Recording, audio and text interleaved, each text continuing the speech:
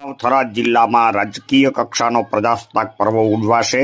આપણે નિહાળીએ તેના પૂર્વે થયેલી પરેડને. ત્યારે પ્રજાસત્તાક થકી આપણે સ્વતંત્ર બન્યા કે સ્વચ્છંદ, જાણીએ તે બાબતે. 26મી જાન્યુઆરી પ્રજાસત્તાક દિવસની આપ સૌને ખૂબ ખૂબ શુભેચ્છાઓ. ભારત 26મી જાન્યુઆરી 1950ના રોજ પોતાનું બંધારણ અપનાવી સંપૂર્ણ પ્રજાસત્તાક અને લોકશાહી ગણરાજ્ય બન્યું. પ્રજા દ્વારા ચાલતી વ્યવસ્થા સ્થાપી. પ્રજા એટલે જનતા અને સત્તા એટલે શાસન. એટલે કે પ્રજાના જનતાના હાથમાં સત્તા આવી. પરંતુ 75 વર્ષ પ્લસ પછી પણ પ્રશ્ન ઊભો એ થાય છે કે ખરેખર લોકો સ્વતંત્ર બન્યા છે કે આપણે ધીમે ધીમે સ્વચ્છંદતા એકતા તરફ આગળ વધી રહ્યા છીએ.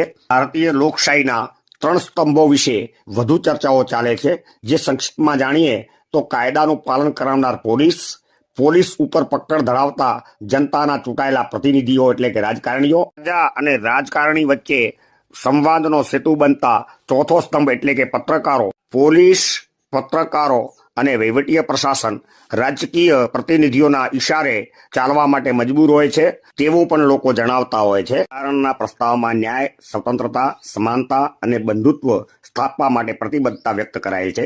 સ્વતંત્રતા એટલે દરેક વ્યક્તિને પોતાના વિચારો, ધર્મ, જીવનશૈલી પસંદ કરવાની આઝાદી છે, પરંતુ સીમામાં રહીને કરવી જોઈએ. ચૂંટણી જીત્યા પછી વિરોધને દબાવવામાં, ન્યાયતંત્ર ઉપર દબાણ લાવવામાં, મીડિયાને એકતરફી રહેવામાં, તે શું સ્વતંત્રતા છે કે સ્વચ્છંદતા, તે પ્રશ્ન ઉભો થવા પામ્યો છે. ત્યારે પત્રકારો પણ હવે તંત્રના પગલે સ્વતંત્રતા ભોગવે છે અને સ્વચ્છંદ બન્યા છે તેવું લોકો કહી રહ્યા છે. ત્યારે થરાદના જ રહીશ એવા મામલતદારને સુસાઇડ કરવા મજબૂર કરનાર પત્રકાર સામે ફરિયાદ થઈ છે. તો વળી એક બીજા બનાવમાં થરાદમાં એક વ્યક્તિને મારી અને ધમકી આપી અને તેનો વરઘોડો કાઢવાની વાત કરી અને જેને લઈ તે વ્યક્તિએ આત્મહત્યા કરી. તેમાં પણ લાખણીના પત્રકાર ભરતભાઈ દવે સામે ફરિયાદ થવા પામી છે. પત્રકાર ભરત દવેની ધરપકડ કરી અને ત્વરિત તેમનો વરઘોડો કાઢવાની માંગણી ઠાકોર સમાજ કરી ચૂક્યો છે. તો પડોશી પાટણ જિલ્લામાં ધારાસભ્યશ્રીએ દારૂબંધ કરાવવા માટે આવેદનપત્રો આપવા પડે અને પોલીસ દારૂની મહેફિલ માણતા પકડાય, તેને સ્વતંત્રતા કહેવાય કે સ્વચ્છંદતા? ગત વર્ષે અનધિકૃત ફટાકડાની ફેક્ટરીમાં ડીસામાં અકસ્માત સર્જાયેલો, જેવા 23 શ્રમિકોના મૃત્યુ નિપજ્યા હતા અને ત્યારબાદ પણ આ કાળો કારોબાર ચાલુ રહેતા તેને છુપાવવામાં કે ખંડણી માગવામાં પત્રકારો અને વેપારી વચ્ચે એક માથાકૂટ થઈ, જેમાં વેપારીનું મૃત્યુ થયું અને પત્રકારો જેલમાં છે.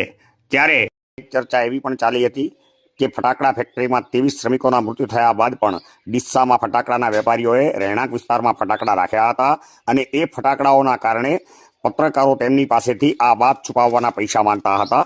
આ વાતો પણ ચર્ચાસ્પદ બની હતી. ત્યારે વહીવટી તંત્ર અને પોલીસ તંત્રે આ બાબતે શું ખ્યાલ રાખ્યો તે પણ ચર્ચાઈ રહ્યું છે. ત્યારે પત્રકારો, રાજકારણીઓ કે પોલીસ કોઈ કાયદાથી પર નથી. વિશ્વના રાષ્ટ્રવડાઓ પણ તેના ન્યાયમાંથી છટકી શક્યા નથી. દાખલા તરીકે લિબિયાના ગદ્દાફી, ઈરાકના સદ્દામ હુસેન અને પાકિસ્તાનના ભુટ્ટો તેના ઉત્તમ ઉદાહરણો છે. ધર્મની સર્વોત્તમ થિયરી મુજબ ગોસ્વામીજી તુલસીદાસજી કહે છે કે કર્મ પ્રધાન વિશ્વ કરી રાખા, જો જસ કરહી સો તસ ફલ ચાખા. અને ગીતાના ગાનાર કૃષ્ણ ભગવાન કહે છે કે કર્માણ્ય વાસ્તે અધિકારસ્તે, એટલે કે કર્મનો અધિકાર છે તારો, ફળનો નથી. ફળનો કેમ નથી? તો જો તું બાવળ વાઈ અને તેના ઉપર કેરી માંગે તો તે તારો અધિકાર નથી. તો ખોટું કરી અને સારા પરિણામની આશા રાખો તો તે તમારો અધિકાર નથી. ત્યારે જો આ વિડીયો ગમ્યો હોય તો ચેનલને લાઇક કરો, સબસ્ક્રાઈબ કરો, બેલ આઇકોન દબાવો, જેથી તમામ વિડીયો આપને જોવા મળી રહે.